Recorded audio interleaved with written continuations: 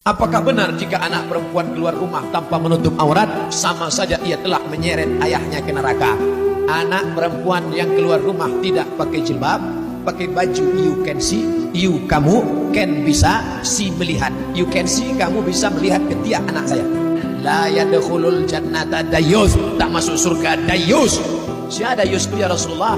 Alladzi la yagharu ala maharimihi, orang yang tidak ada rasa cemburu kepada mahramnya. Kita akan dituntut di hadapan Allah. Kullukum ra'in, setiap kalian wahai laki-laki adalah kepala rumah tangga. Wa kullukum mas'ulun an ra'iyatihi, kalian akan dituntut diminta tanggung jawab di hadapan Allah Subhanahu wa taala. Selangkah lagi kau mau masuk ke dalam surga, tapi kalau tidak kau suruh anak binimu menutup aurat, maka selangkah juga kakimu akan ditarik ke dalam neraka. Hai para suami, hai para laki-laki, ku anfusakum, jaga dirimu, wa ahlikum, istrimu, anak gadismu, adik perempuanmu, naro, dari api neraka jahanam.